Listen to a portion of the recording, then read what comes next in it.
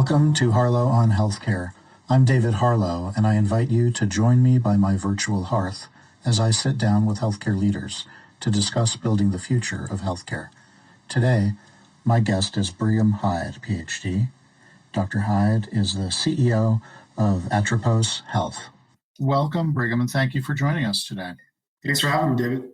So Atropos Health is a company that has grown out of research that you've been involved with over the years and came out of Stanford, as I understand it. And I'd appreciate it if you could sort of lay the groundwork here.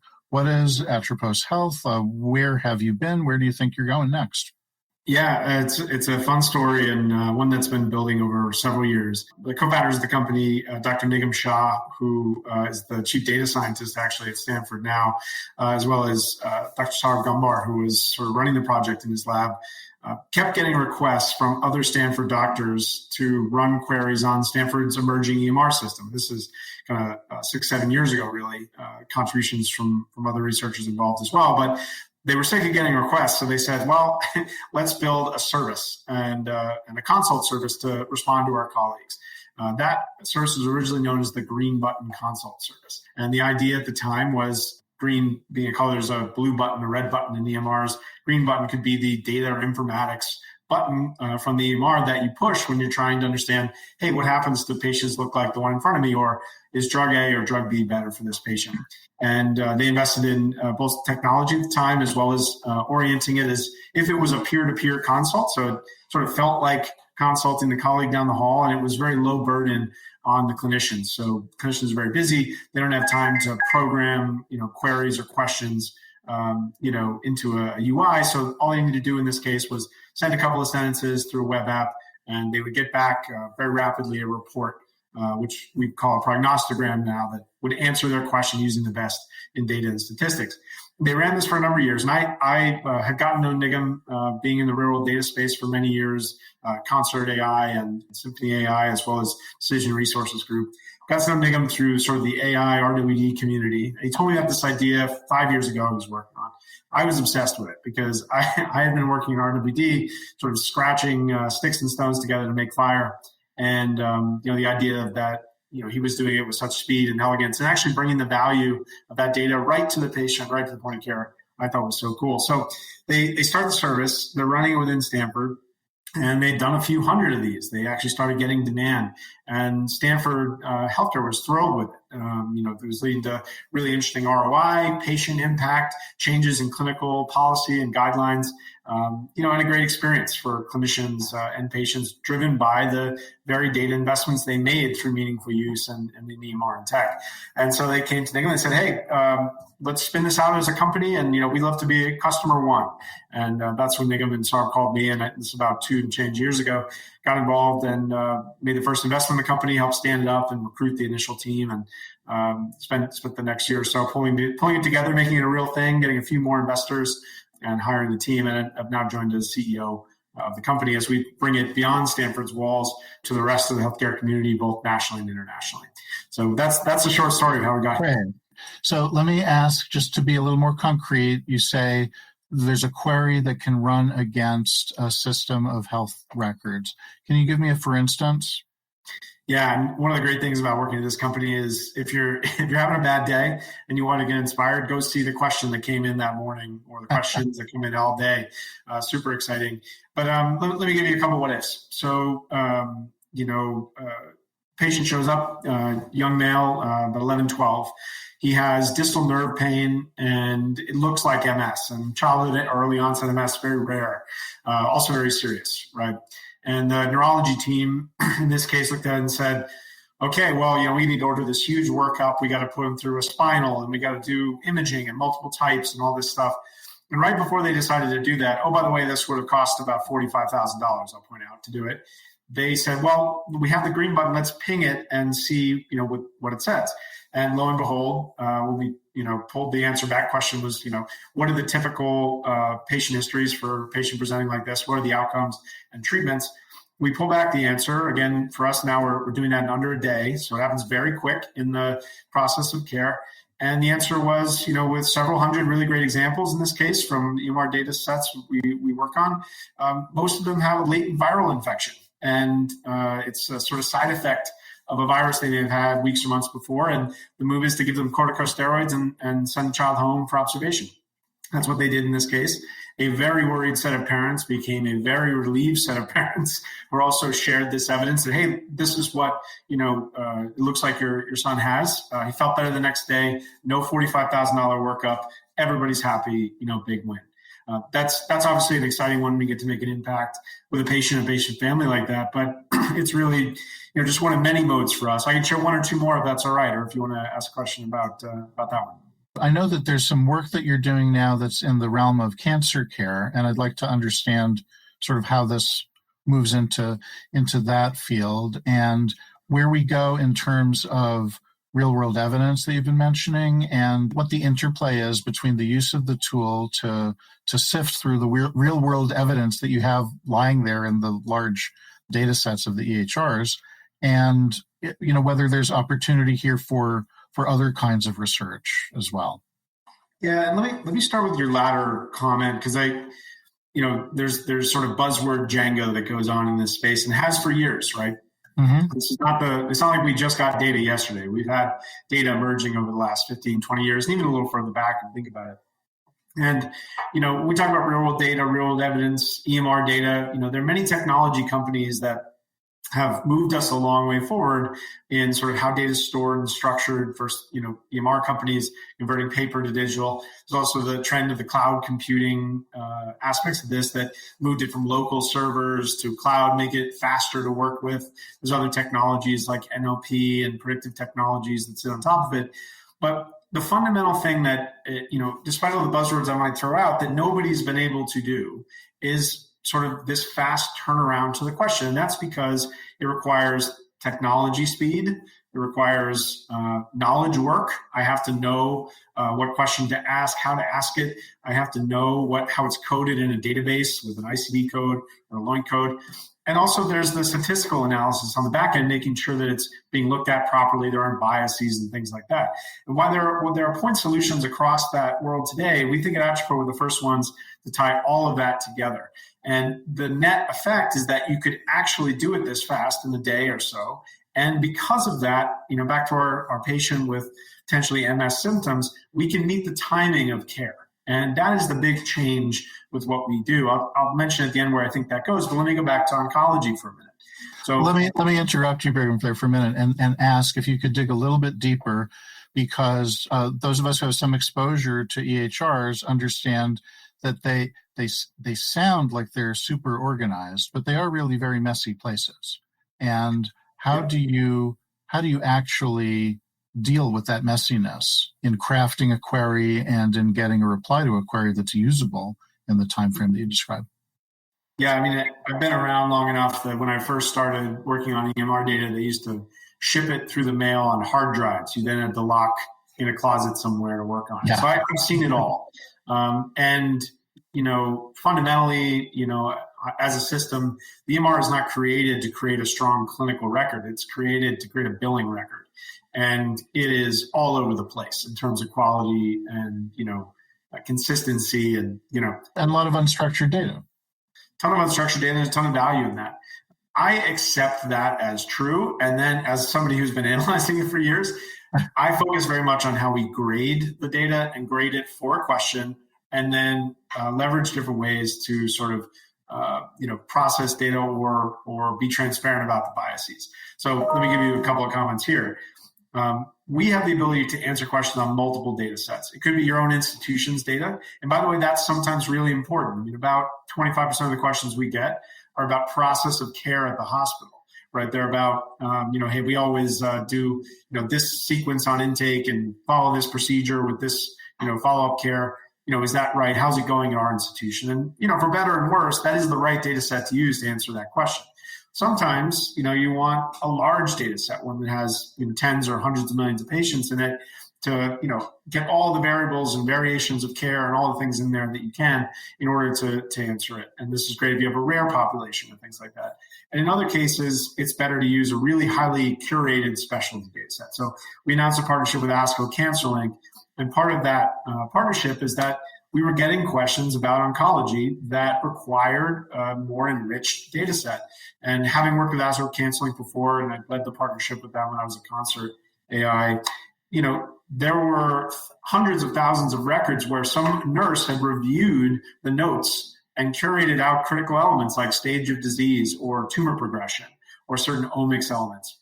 Having those things in a data set I can point to when the question being asked requires that quality, that's our approach. We take a network effect to it. And, 10 years ago, I couldn't have done that as a business strategy. But today, this healthcare data is more available, it's more specialized and more tradable, and we create a market to that. So we come through our front door, we can match and evaluate the best data set to answer your question as part of that service. And that removes some of the worry about biases and, clinical trials are the gold standards, data has problems, garbage in, garbage out. There are statistical ways to deal with that, to measure the appropriateness of data. And, the last thing that we do with this is that we also spend a lot of time in building a pipeline that uses the best in breed statistical techniques to minimize bias. So we leverage something called high dimensionality propensity score matching. What does this do? In a sort of simple sense, what it does is it makes sure you're not comparing patients in arm A to arm B, and you're not comparing 35-year-old triathletes to 65-year-old smokers, right? Those are different patients. They have different elements, backgrounds, problems, challenges that might influence that outcome, and it matches sort of appropriate patients to each other. This removes a lot of your problem with like data missingness and different settings of care. It's not perfect, but it is the best in breed way to do it. So we've got a couple of ways to tackle it, right? First, match the question to the right data set. 2, work with the enriched data sets when that's appropriate. And then 3, use the best in breed techniques to sort of minimize that bias. And also be transparent about all that, right? I mean, all of our methods are heavily published. The prognosticograms reports we produce, in fact, have gone on to be published dozens of times, sort of as is. We actually, at the moment, have a 100% peer review success rate over the last 5 years. So, these are things that are not just, data experiments done by some data scientist, with no follow-up. We're going through peer review. The reports we're putting out, not only are they getting published, they're now coming all the way back around and they're ending up in guidelines, right? So the things that inform, the pathways of care, the processes of care. So what we're trying to do in that context is we want to be very above board, very transparent, best in breed and method, and make that cycle go faster, right? Enable more detail, more personalization, more evidence to be used that's relevant to, that patient, that physician, that setting of care. If you're just tuning in, this is Harlow on Healthcare, coming to you on Healthcare Now Radio. I'm David Harlow, and my guest today is Brigham Hyde, CEO of Atropos Health. Brigham, you touched on an important issue, which is sort of speed from bench to bedside, so to speak, right? Yeah. The classic figure given that we all quote is 17 years from publication of a research study to having the results of a study actually used consistently in clinical care. It sounds like you're describing a way to jumpstart some change there. I think for sure. And I think we want to make it dynamic. I think the key to that, right, is that you've got to have a methodology that's consistent, right?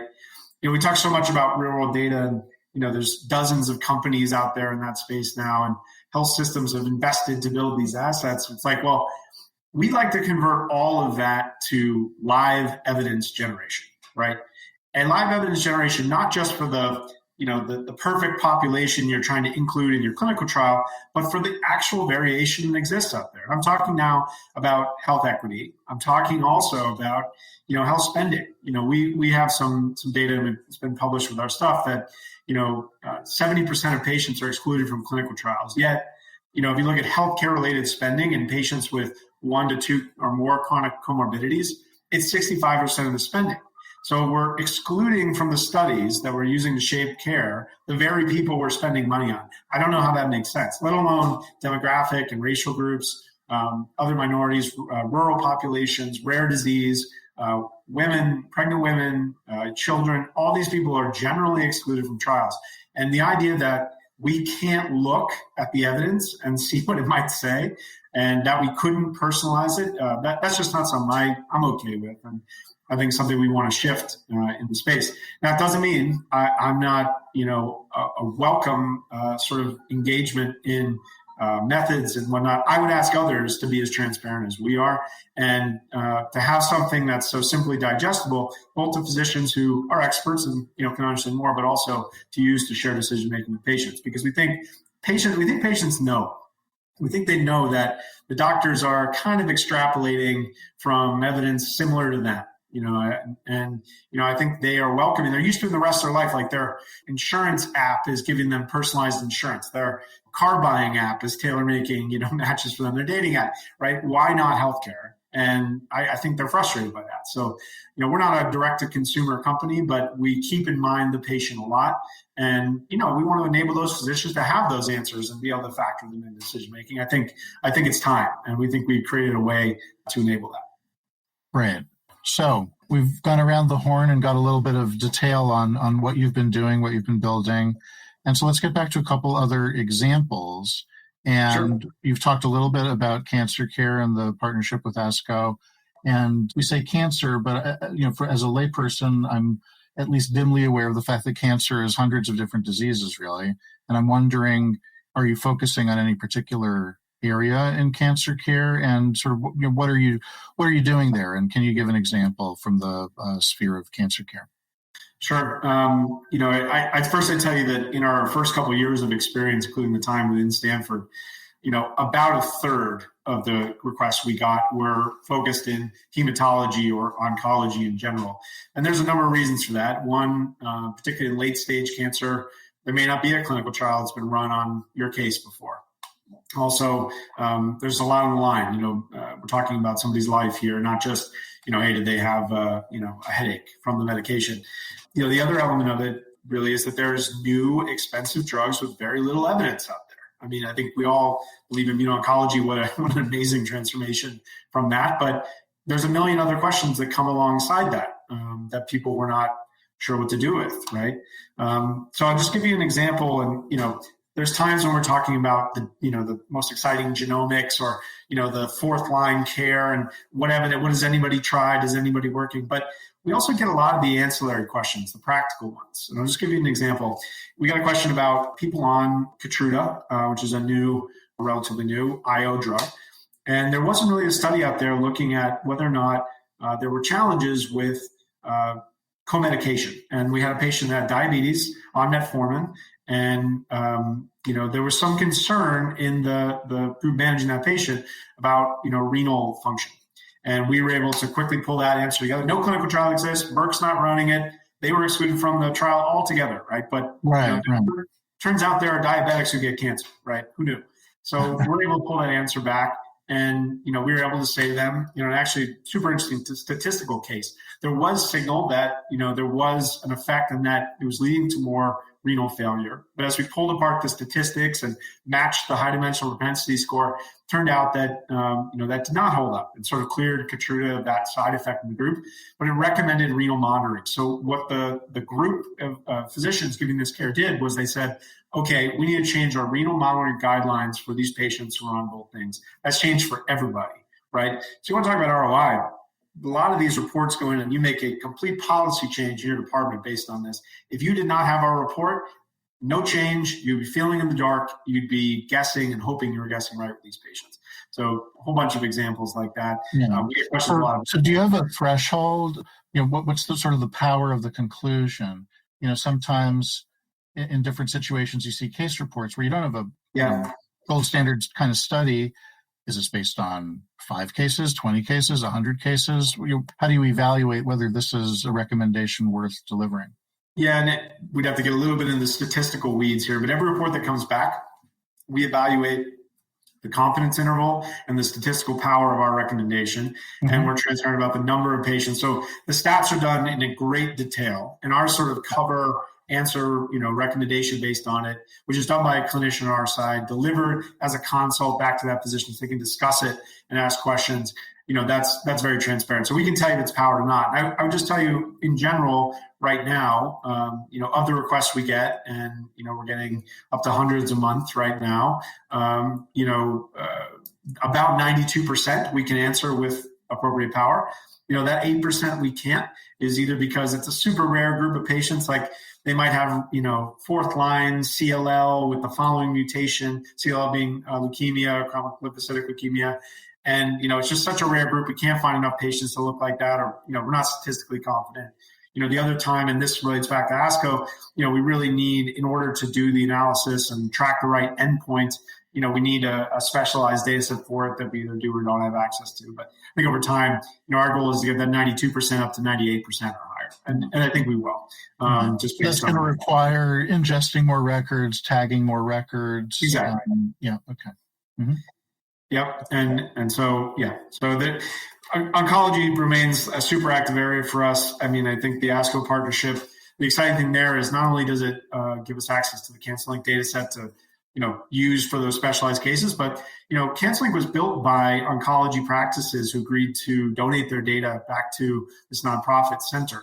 There's over 150 practices nationwide now that will be able to order the Green Button service and receive that value back, not just in terms of some aggregate, here's some trends or some general research, but literally, like for your patients, your practice, you can now order this, and we'll be taking that offering more broadly as well. So we're super excited about the impact we'll have there. Also, there's no limit on sort of the genomics end of this for us. We have some other partners I can't announce yet, but they'll give us deep genomics information, proteomics in some cases. And our system is non-discriminate towards those types of data elements. We can use that to find your genomic and proteomic footprint, as well as what your sort of clinical data says. So we think oncology is a great place to make an impact, and we'll be playing there for sure. Great. So you're in relatively early days, coming out of Stanford, working with a couple of pilots here, as I understand it. What's the hoped for trajectory here? Yeah, we've been commercial for about a year. We're right around half a dozen active clients. I think we'll do on the order this year of 1,500 to 2,000 orders, right? So think of them that way. And a big focus for the company this year is figuring out how to get this everywhere, right? Now, we focused on academic medical centers. We think that's a great place to start. You want the next generation of experts to see this as just something they're used to having as part of care. And we've started to expand that. Obviously, ASCO is a good example of that, but also to other types of healthcare institutions, even having international conversations. There's no limit for us there. And it won't be one sort of commercial motion that helps us reach these places. I'll give you a couple examples. We think a lot about information gathering for physicians. Like, where do they go now, right? So they see a patient, they don't know what to do with. What are they doing? Well, they rely on their training, of course. They go to information and editorial tools like UpToDate, or also there's Clinical Key or IBM's Micromedics, right? Which is only relying on published data, right? Like the clinical trials we're talking about. But they go there to look for it. If it's not there, they end up kind of Googling for papers, or they end up doing a consult with a colleague, right? So let's go call an expert, call a friend, do an e-consult. And we're finding we sit right between those two steps. So, for us, wanting to be right next to the moment in which this physician is looking for information, and be an option on the e-consult side, right? Like sometimes you're not going to need to talk to a colleague if you could just get, a Green Button report back with an answer. Another thing that we think a lot about is sort of being part of the day-to-day ordering, in the systems that are out there. So it wouldn't be a surprise we're talking to the EMR companies of the world. Let's put that Green Button in, Epic and Cerner and everybody else, right? I think in doing that, one of the exciting things we've uncovered, and this is related to CMS and some of the evolution they're under, we actually qualify for reimbursement, not only for our service, but for the ordering doc, which might give a great incentive to do this as well. And, that might be the way that we sort of enter that world. So we'll continue to sort of drive the cutting edge of care, focus on areas like oncology. And then I think what you hear from us in the next kind of 6 to 12 months is some bigger partnerships, make this an everywhere product, be part of that information gathering, and continue to match, the best data sets with the best answers. So we're excited about where accommodating the question we're starting to talk about. I won't give out my number, but, how many prognostics could we do next year? How many orders? And I see this as an extremely large market opportunity for the company, but also I see it as a necessity in way more encounters than I think people can even put their mind around. I want people to do this as just a part of everyday care. I think patients deserve it. I think physicians benefit, and I think it has significant ROI. So we're excited about where it can go. Right. And that fits in nicely with what is thus far a vague statement from Oracle about the broad uses to which health data can be put through the Cerner acquisition. So we'll see how that plays out. Yeah, look. My view on their statement and all the other RWD companies, some of which I've started, right? Terrific, great work, guys. We've produced a ton of research acceleration. All, great. If Larry can get the U.S. healthcare system in one database, good on him. Maybe a little cynical, but okay. My point is, I'm here when you guys, as you guys evolve to that. I'm here to sit on top of it, and I'm a great partner as well because if you're going to go to an institution, you're going to go to a Henry Ford Health System and say, hey, give me your data, right? And give me rights to it. And let me do whatever I want with it. They're going to say, well, what do we get, right? And, money is one thing, perhaps. Tools and tech is another.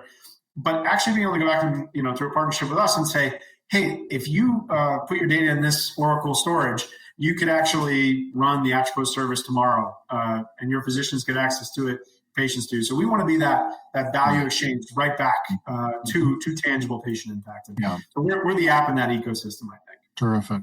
Okay. So looking maybe further out into the future, I'll close with my final question for you, which is if you're to wake up tomorrow and find yourself 5 years in the future, what's one thing in healthcare that you would hope or maybe even expect to find has changed drastically? I want to end this evidence gap that exists for people who've been excluded from trials. I want it personalized, and I want this to be the standard. This, personalized report that says, what should happen to you and learns every day from other patients. I want it to be as common as the soap note or the, the intake form at the hospital, and I want, when that happens, not just to have more paperwork, but to speed decision-making between payers and providers, stop the arguments over prior auth. I want it to, lead to evidence that can recommend more sophisticated care for those who even can't afford it. I think evidence is the keystone of everything. I believe that my whole career, and I think we're getting, hopefully this drags us a step closer to that utopia I'm sort of describing, but I think we can make a difference. Okay. Well, evidence-based, personalized medicine for everyone is in the future, we hope, for Atropos Health, for Brigham Hyde, and for all of us. Thank you, Brigham, for joining us today. Thanks so much, David. I really enjoyed it. You have been listening to Harlow on Healthcare. Join us at healthcarenowradio.com. Let's continue the conversation on building the future of healthcare together at #HarlowOnHC. I'm David Harlow, keeping the fire going and holding a seat open for you. Until next time.